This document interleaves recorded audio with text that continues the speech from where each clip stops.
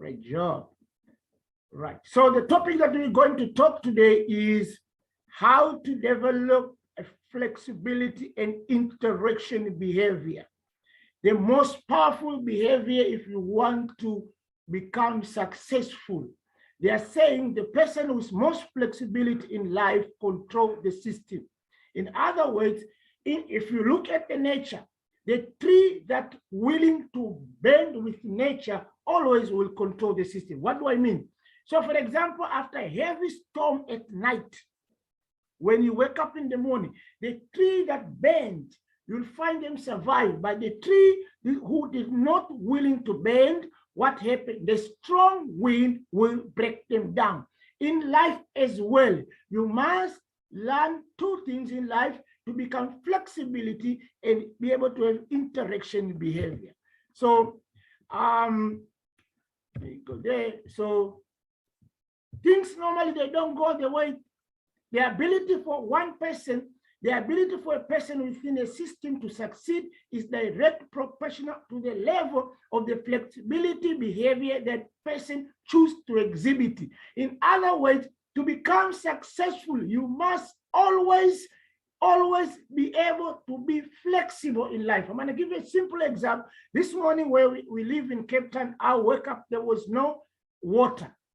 Quickly, I have to apply my flexibility and interaction behavior so I can be able to deal with this day. Otherwise, I would have never deal with this day because I wanted things the way we want to do. I remember one day I was coaching at the call center and this guy came to me and was very upset. The reason why is just because their shift was changed. And I said to him, what is your end goal? And he said, my end goal is to become successful, to buy a car. And I said, apply flexibility. And he did not understand. How could I have to apply flexibility? And I said, if you want what you just told me that you want, if you want to survive in life, you're going to have to apply flexibility. So this is the things that we are going to learn today. There are 4 things that I'm going to share with you, 4 principles. Number 1, every person has different perception of the reality, which is map.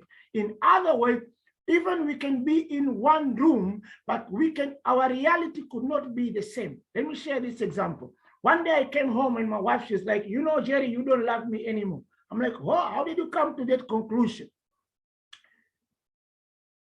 And she says to me, because you don't buy me flowers. So I said, great. If before I did not understand that every person has of their own different map of reality, I would have fight and say, what's wrong with this woman? Maybe she's seeing somebody. How come she say I don't love her anymore? So I said to her, where did you learn that? Because I wanted to find out where is what in my wife's map has she learned that buying flower? And she said to me, no, because you don't buy me flower. So I said, where did you learn that buying flower means love?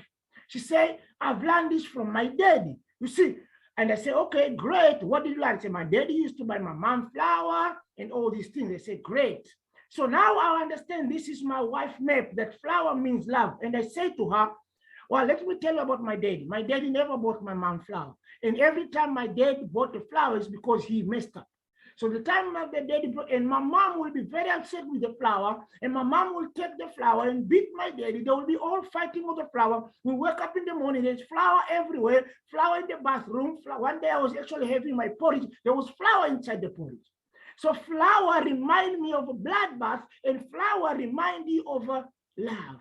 In the same house, in the same people who are married, we had 2 perception of the reality of flower. One remind them love, another one remind them blood. So that you need to understand going forward for you to be able to have interaction behavior, that what seems reality for us doesn't necessarily seem reality for somebody else. Number 2, I'm going to share with you today is how to take responsibility of your communicate well. Number 3, you need to understand that every behavior has a positive intention. And number 4, the last one, we have to be flexible for our advantage. The reason why we become, somebody say now is weak to become flexibility. Why must people run over? And I say, become flexi for your advantage. Let's go to number 1. This is the first principle in presupposition with NLP. By the way, I forgot to share with you guys that I'm an NLP practitioner as well. So I use NLP principle to coach. And NLP stands for Neuro Linguistic Program. The first thing you need to understand, the map is not the territory. So in other words, what I've just shared a story, in our mind, we create something called a map, our reality.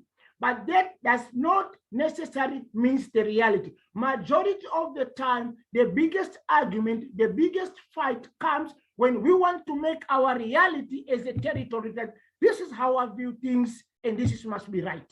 You didn't greet me because you probably don't like me. How did you get to know? Maybe the guy did not drink porridge this morning.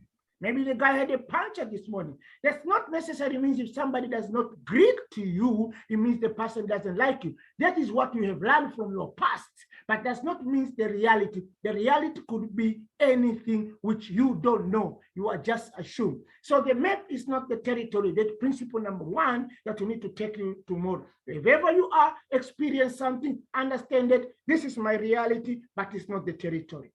We experience the world through the sense, which is sight, hearing, touch, and taste. This is different. So you can see this picture here. In the same room, for one person, it looks like 6, and another person look like 9, but they are all right.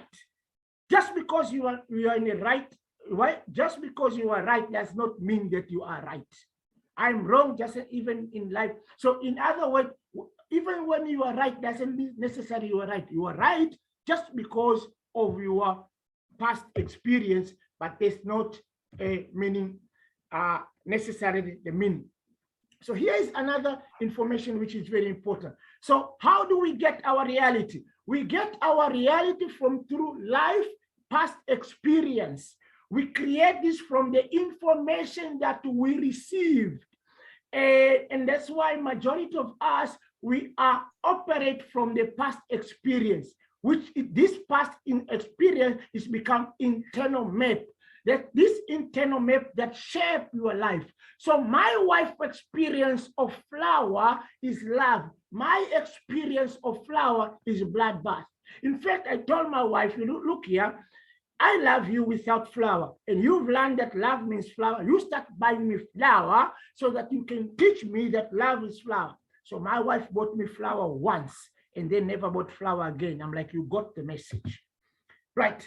So it's never exactly the same map by one person perceiving in the same surrounding, and we think it's the same. So it doesn't matter. We can be in the same room, but does not need necessary what we see is the same. The result of personal filter, okay, is that everyone has individual map of the world. Let me use this simple term. As a result of our past experience, everybody else has got their own personal map as a result of our experience. So our reality are as a result of our past experience, not the reality. To make communication easy, we need to at least try to understand the map of the person with whom we try to communicate. To make communication, so for you to make communication easy, I've put a picture of a guy who just graduated and he comes and he put the foot on the table where he's go for interview.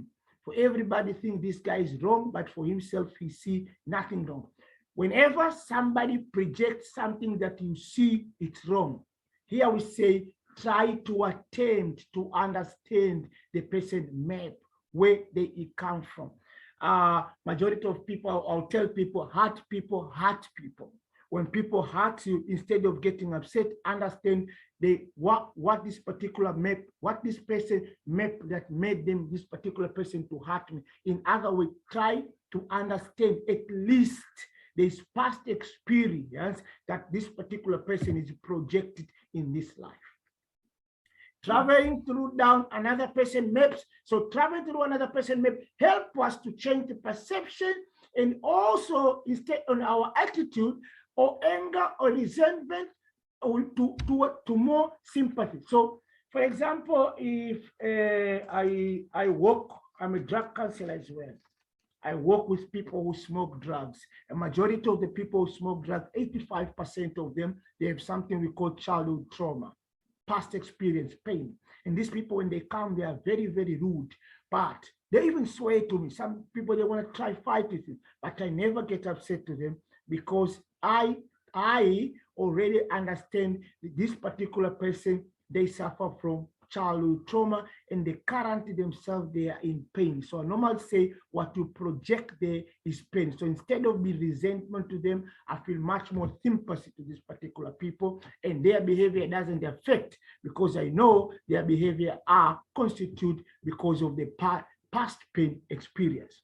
When we find ourselves in a situation in which another person responds, behavior surprise us or irritate us, if someone else wants to, I'm going to admit this particular person, welcome, irritate us or puzzle us, this is what we need to do. We need to understand that this particular person suffers from one thing which we call MAP, which is not